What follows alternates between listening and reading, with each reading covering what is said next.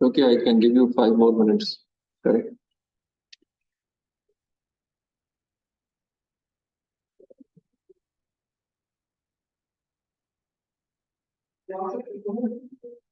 जी जाफर मेंगल, आपने कर लिया काम?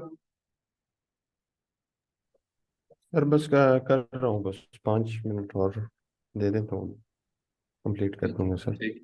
फैजान।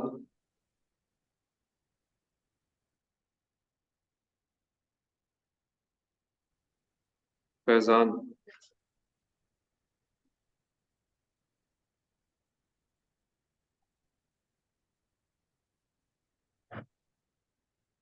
जी अहमद ऑनलाइन है अभी?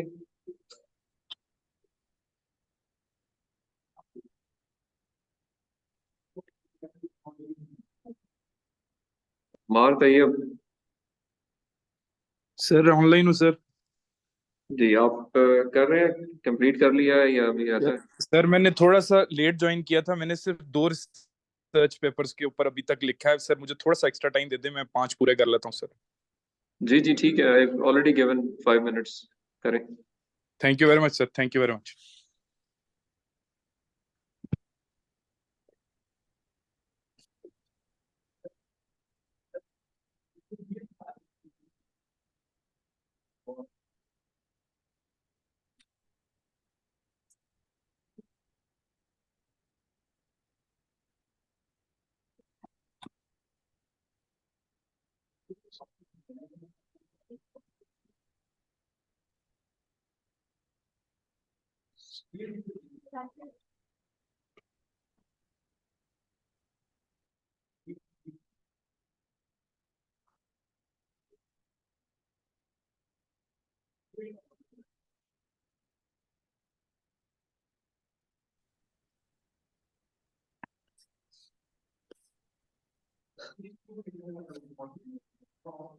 जी मियां शाहिद, कुछ पूछना चाह रहे हो?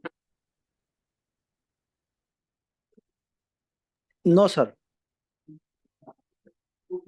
ठीक है।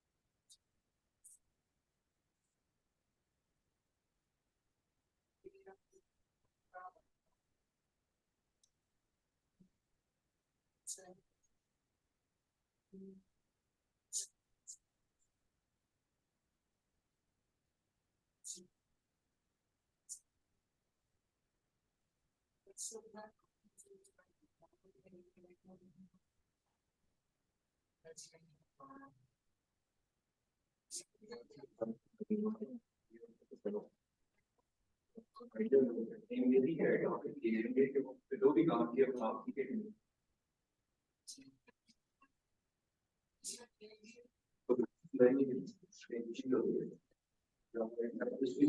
नेक्स्ट वीक को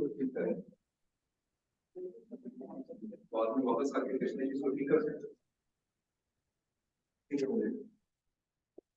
जो भी है पेपर्स तो है ना और पेपर्स पे ही देखो इस क्राइटेरिया पे फिट करके देखो टॉपिक है और अभी भी यहाँ से देखेंगे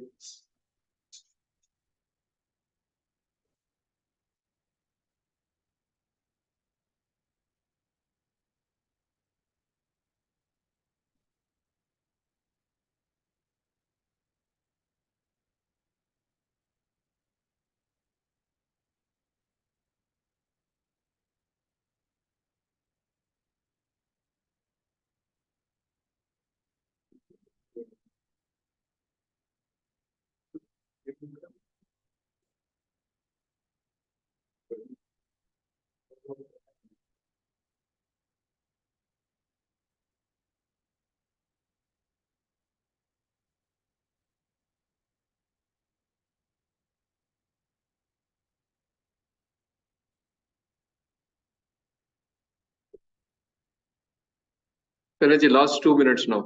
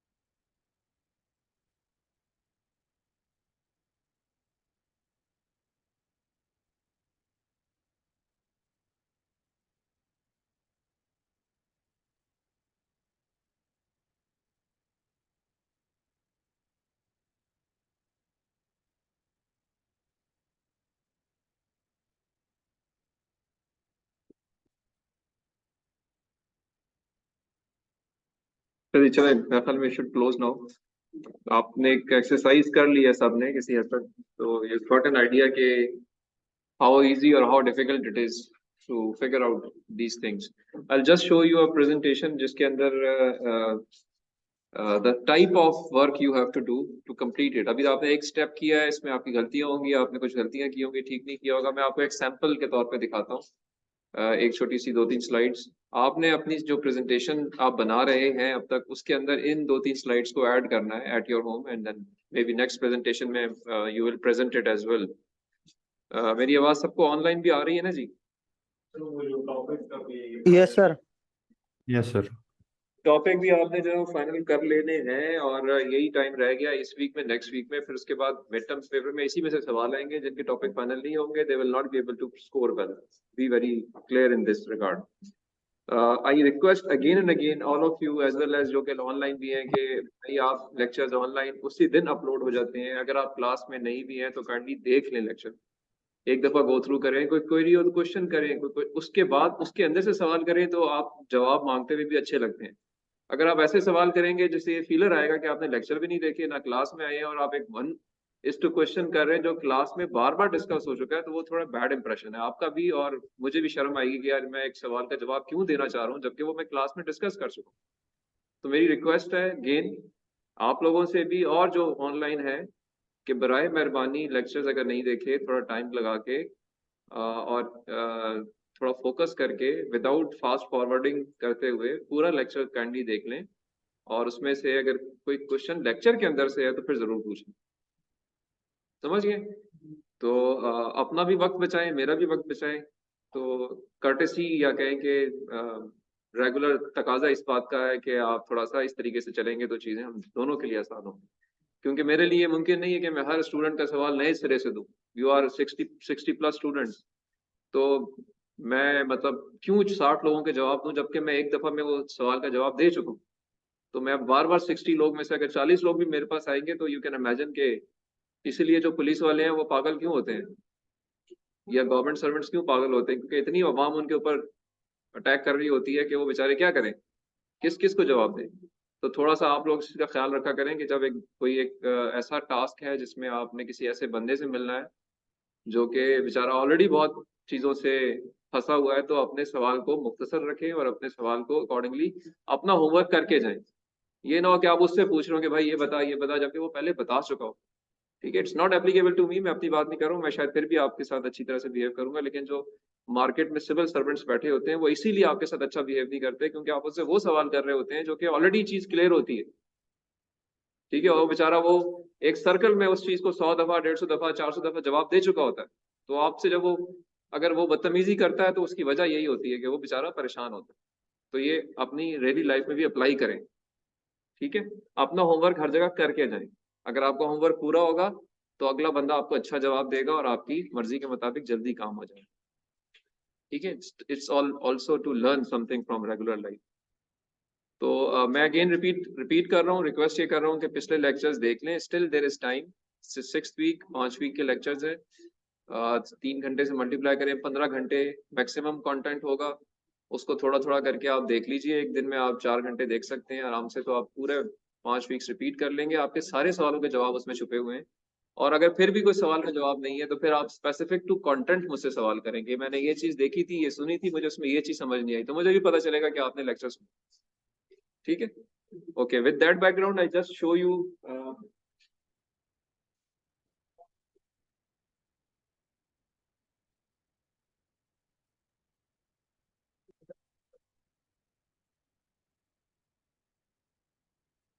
okay, I hope this presentation is visible to everybody. मैंने ये एक स्टूडेंट की प्रेजेंटेशन है, आप ही तरह का एक स्टूडेंट है जो कि पिछले कोर्स में था, उसने बनाई थी, मैंने वहां से एक सैंपल प्रेजेंटेशन के तौर पे I am showing it to you. Topic is defined, student name is given, उसका रोल नंबर, उसका programme, whatever important information you would like you can place on the first slide with the name of supervisor. This is what is record on the first slide.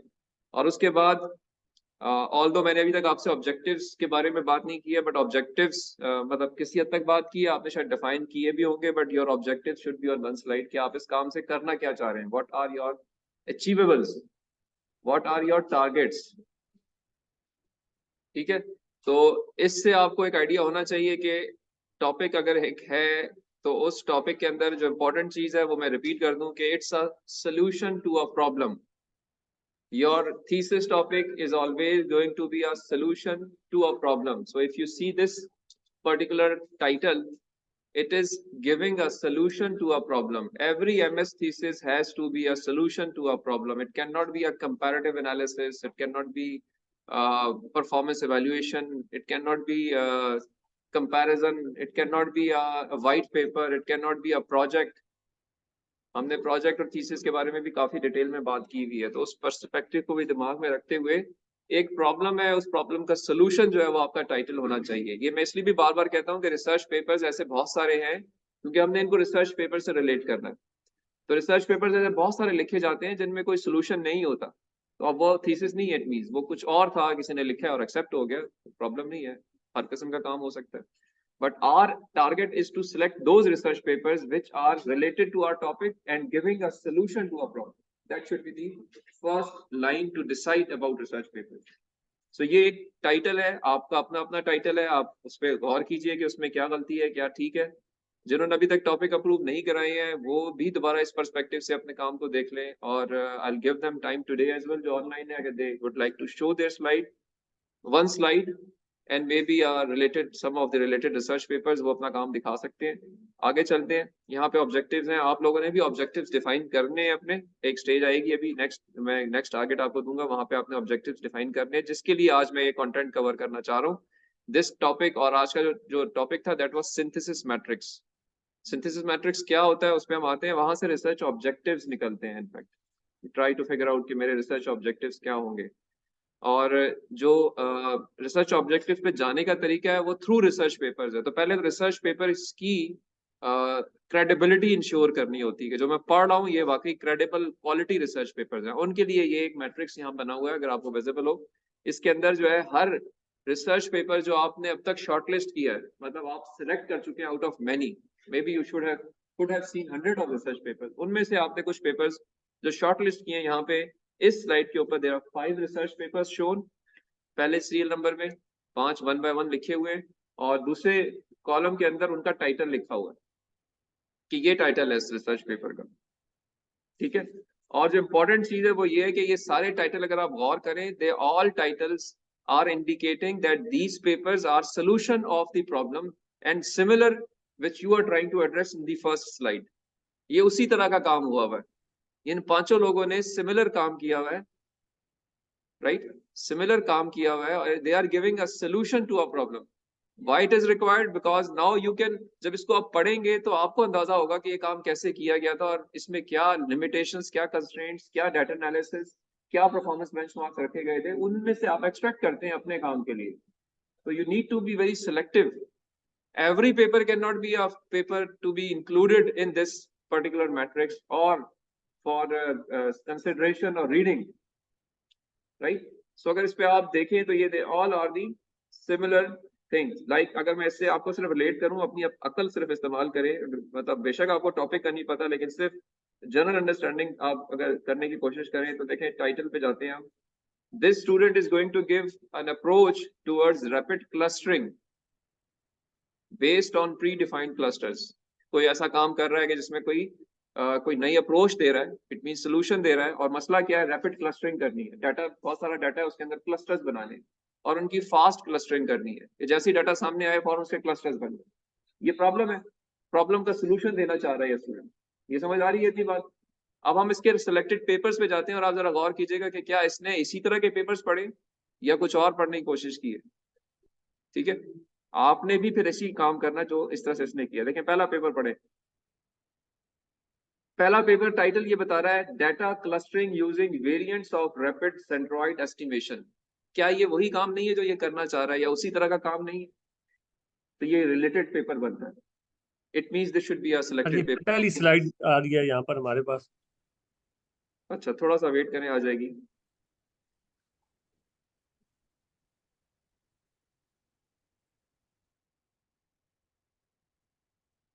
Let me share it again, अगर आपके पास पहली आ रही है तो.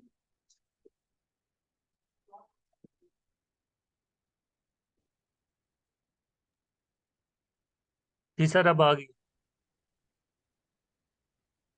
आगे जी जी sir. Visible है अभी?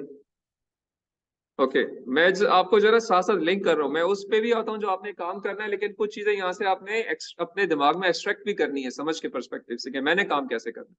So see the first paper, it is similar solution like the one he or she is trying to propose.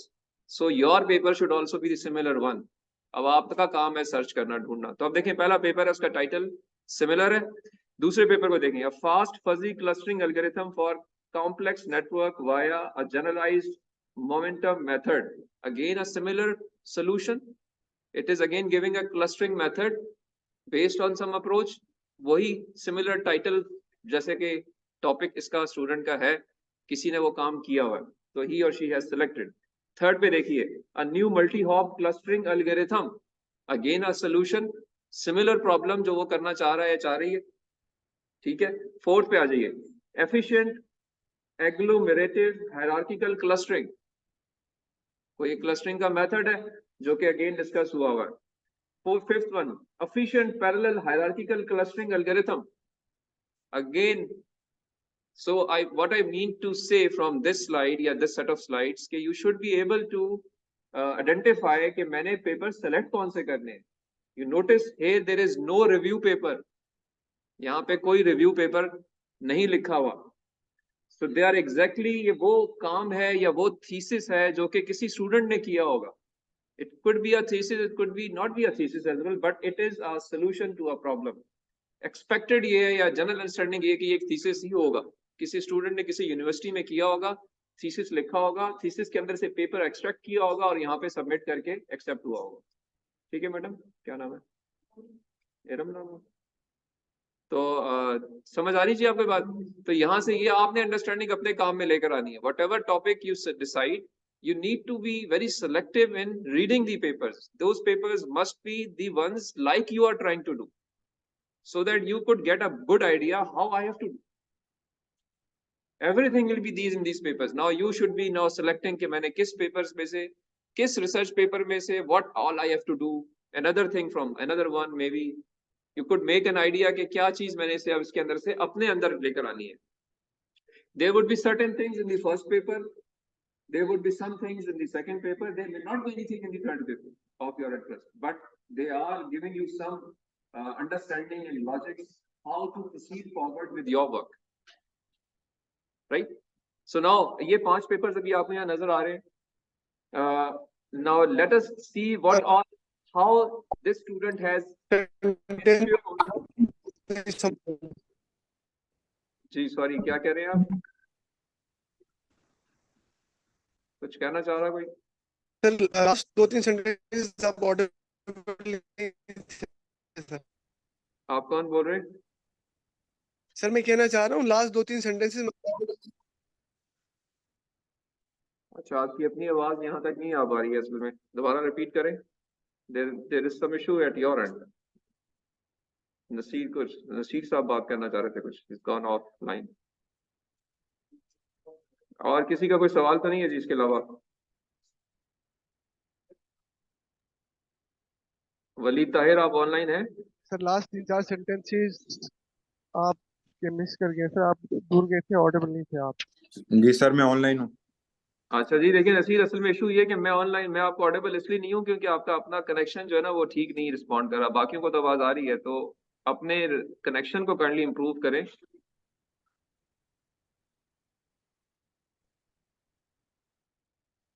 ठीक है, अभी आप फिर ठीक हो ऑफलाइन गया होगा। सर। तो आप अच्छा कनेक्शन अपने पास रखेंगे तो इस तरह के इश्यूज आपको नहीं आएंगे। You have to be little bit spending some money on your tools. थोड़ा खर्चा करें, अच्छा कनेक्शन लें। सही कह रहे हैं सर। मैं आपके लिए बात रिपीट कर देता हूँ। मैं ये कहना चाह रहा था, ये मैंने ये बात की है कि जितने पेपर्स यहाँ पे स्लाइड पे नजर आ रहे हैं, ये सारे के सारे सोल्यूशन टू अ प्रॉब्लम है, similar to the title which the student has selected, right? Now what we see next, now there are some criteria which the student has listed down and placed the values to ensure, to be sure at his or her end कि ये paper अच्छी जगह के paper है, I must read them because they are of good quality. और वो quality criteria वही सारे हैं जो हमने क्लास में पिछले 2-3 वीक्स में डिस्कस किए हैं स्टेप बाय स्टेप. सो हम उनको देखते हैं कि यहाँ पे किस तरीके से डिस्कशन हुई है. लाइक देखें, पहला पेपर जो है, पहले पेपर के अंदर आपको एक तो उसकी ऑनलाइन अवेलेबिलिटी या ये कहें कि ये एक यूनिवर्सली एप्लीकेबल अवेलेबल पेपर है. DOI is digital object identifier which always show कि ये एक अच्छी वैलिड सोर्स का पेपर है, because PDF can be uploaded at any time from any source. उनके digital object identifiers available नहीं होते. Every paper is supported with a digital object identifier which shows that this paper is universally available and one can always go and see these. It may be a paid version, it may be unpaid version, but DOI is there. So DOI is again one criteria which you could consider as a quality criteria. Second is the name of journal लिखा हुआ है. देखें हर एक के आगे उसका नाम लिखा हुआ है. पहला है IEEE Transactions on Evolutionary Computation. Second paper is IEEE Transactions on Fuzzy Systems. Third is IEEE Transactions on Intelligent Transportation Systems. Then Expert Systems with Applications. Then last one is IEEE Transactions on Parallel and Distributed Systems. I hope everybody can see that. तो journal के नाम लिखे हुए, it means journal traceable है, unknown नाम नहीं है, एक वैलिड नोन जर्नल के अंदर ये पेपर पब्लिश हुआ है. आगे आ रहे हैं, कॉन्फ्रेंस भी दिखाता हूँ, पहले जर्नल्स देख लें. नेक्स्ट स्लाइड पे अगर मैं जाता हूँ, ये कुछ और 5 पेपर्स हैं. Again there again these paper titles are again similar one. There are some solutions you can go through. पहला पेपर है automatic data clustering using hybrid firefly particle swarm optimization algorithm. Second paper है fast density peak clustering for large scale data based on KNN. Eighth paper है an improved approximation algorithm for hierarchical clustering. Then is a novel approach for fuzzy clustering based on neuromorphic. Then the last paper is pattern clustering with statistical methods. All papers are solution to a problem. There is not a single paper which is a review paper.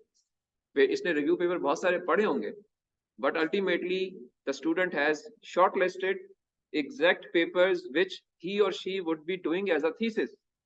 This is a compact thesis in a research paper, and it gives all the required information to a student what all he or she has to do. And if not available in one paper, the other paper will guide.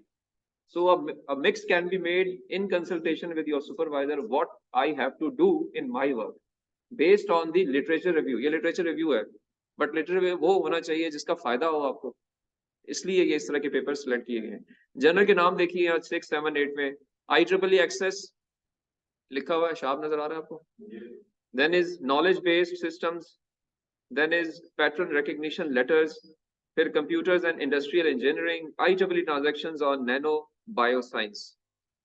So papers and their journals are accessible. I go back to the first slide. आगे देखेंगे next columns में क्या क्या चीजें लिखी हुई है. Scopus is one of the database which collects and gives indexation to journals as per class teaching. हमने बहुत डिटेल में Scopus पे बात की. तो Scopus के अंदर all of these papers are after checking. Papers को check नहीं करते आप, journals को check करते हैं. तो all the journals they are indexed in Scopus. That is yes is written there. ये Scopus में ये journals जो हैं वो included है. Then Web of Science में all journals are included. ऐसा ही है.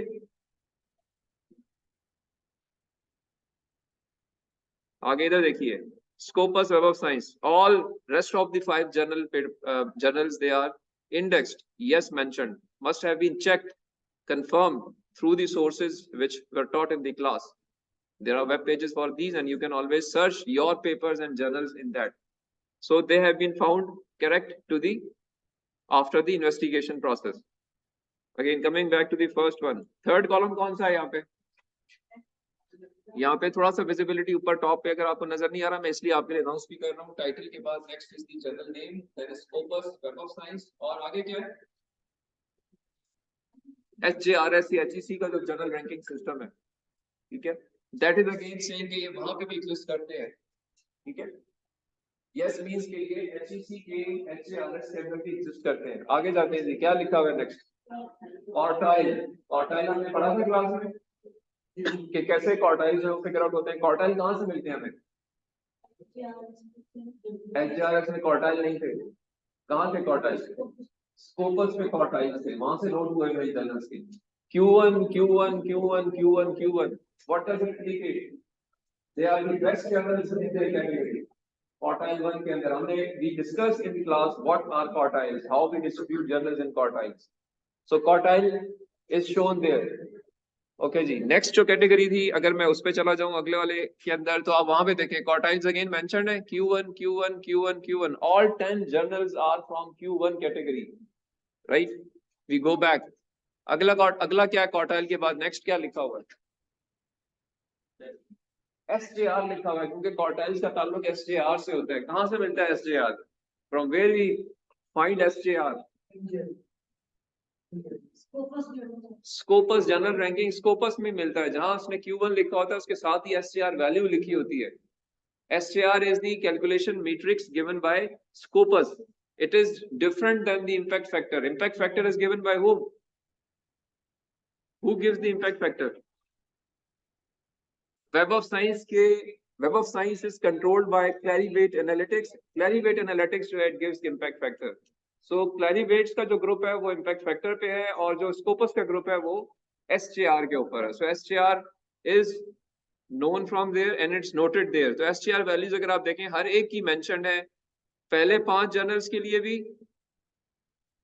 आई होप ऑनलाइन पार्टिसिपेंट्स को मेरी आवाज आ रही है। यस सर, आ रही। आ यस रही है सर। सर।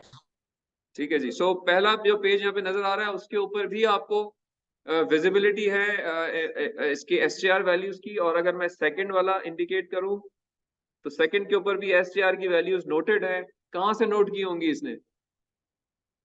कहां से नोट की होंगी? कहां से? हाँ, किस जगह? स्कोपस पे जब सर्च कर रहा होगा वहां जाके इसने वैल्यूज नोट की हैं। Okay, coming back to the first, SJR के बाद नेक्स्ट कॉलम में क्या चीजें इंसर्ट हुई हुई है? देखिए जरा गौर करके। H इंडेक्स कहां से मिलता है? H इंडेक्स, H इंडेक्स की एक चीज थी, आपको वही एक जगह पे नजर आई थी, रिसर्च गेट पे। तो इंसान का H इंडेक्स जो है, H इंडेक्स पे हम आते हैं इसकी डेफिनेशन। ऑल अगर आपने थोड़ा इंटरेस्ट लिया हो तो आप खुद ही जाके देख सकते हैं कि H इंडेक्स क्या चीज है। मैंने कहा था कुछ पैरामीटर्स खुद भी आपने सर्च करने हैं। H इंडेक्स जो होता है यहाँ पे, ये इंसान का नहीं है, ये जर्नल का H इंडेक्स है। H index could be of anybody, it could be for of a human, it could be of a non-human. For a journal, H index is something, इसकी definition एक ही है, understanding का फर्क है। H index क्या होता है मैं बताता हूँ, but H index नोट हुआ हुआ है, ठीक है? H index नोट किया हुआ है और ये जर्नल का H index है, राइट? यहाँ वैल्यू नोट हुई है, लेकिन H index मिलता कहाँ से है?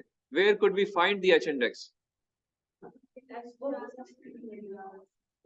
स्कोपस पे नजर आता है ये, it's on the Scopus. Web of science H आपको H इंडेक्स नहीं बताता, Scopus calculates the H index. And H index in fact is how many papers of a journal have got the same number of citations. So H index value here for the first journal is what? 186. 186 means there are 186 articles of this journal which have got minimum 186 citations. क्या ये बात समझ आई या नहीं आई? H index tells you about, it is important parameter of any paper or any journal. इंसान का H index, I have my own H index. My H index will indicate my how many papers have been cited how many times. एक minimum number से मेरी एक publication को एक citation मिल जाता है तो मेरा H index 1 हो जाएगा। मेरे 2 पेपर्स को दोनों को 2 साइटेशन मिल जाएंगी तो मेरा H index 2 हो जाएगा। मेरा तीसरा पेपर पब्लिश होता है और तीसरे पेपर को 3 साइटेशन मिलती हैं और पहले 2 को भी 3 मिल जाती हैं उस वक्त तक, तो मेरा H index बढ़ के 3 हो जाएगा। It means I am improving. लेकिन से मेरे 3 पेपर पब्लिश हुए, एक को 3 मिली है और बाकी 2 को 1-1 मिली है, तो मेरा H इंडेक्स क्या होगा? 1, क्योंकि मिनिमम साइटेशन हर पेपर की 1 है। तो minimum citation of all the papers are counted towards H index. ठीक है गुल साहब, मुश्किल तो नहीं है। अगर से आपके 4 पेपर्स पब्लिश हुए हो और चारों पेपर को 4-4 साइटेशन मिली हो और हो, ठीक है, आपका एच इंडेक्स 5 करने के लिए आपको क्या करना पड़ेगा? इरफान गुल को एच इंडेक्स 5 करना है मिनिमम। अब आपने क्या करना है? मैंने आपसे कहा ना सिचुएशन कही, मैंने कहा आपके 4 पेपर थे, चारों को 4-4 साइटेशन मिली हुई थी। अब आपने एच इंडेक्स करना है 5, क्या करेंगे आप? इसी के साइटेशन को बढ़ाना पड़ेगा, क्योंकि मतलब मिनिमम वाला ही होता है। मैं आपसे जवाब पूछ रहा हूँ ना, क्या करेंगे आप? आपने एच इंडेक्स 5 करना है, how would you do it? Citation एक लेवल बहुत बढ़ाना पड़ेगा। किसका? इसी के इन चारों की साइटेशन 5-5 करनी पड़ेगी। इसी के, हाँ, फिर उसके बाद एच इंडेक्स 5 नो, एक काम और भी करना पड़ेगा, एक 5वां पेपर भी लिखना पड़ेगा और 5वें पेपर में भी 5 साइटेशंस लेनी पड़ेंगी। तो सही जवाब दो ना। ठीक है, तो ये सवाल मैं पूछता हूँ एग्जाम के अंदर, ठीक है। सो एच इंडेक्स इस तरह बढ़ता है। इट मींस अब इधर देखिए जरा, 186 का मतलब क्या हुआ कि इसके आर्टिकल पब्लिश हो रहे थे, उनको साइटेशन मिल रही हैं, अभी भी मिल रही होगी और वो काउंट हो रही है हर साल। So 186 articles of this journal published till now, maybe there are thousands of articles will have been published, but उनमें से 186 वो हैं which have got minimum 186 citations. So now if this journal has to improve the H index to 187, it means 187th article should come in with 187 citations, plus all these articles also get one more citation to make it 187. So more the H index, better is the quality of that journal. तो यहाँ पे highest जो आपको इस वक्त नजर आ रहा है H index, वो किसका नजर आ रहा है? किस जर्नल का है? With applications. और अगर मैं नेक्स्ट पेज पे चला जाऊं, यहाँ पे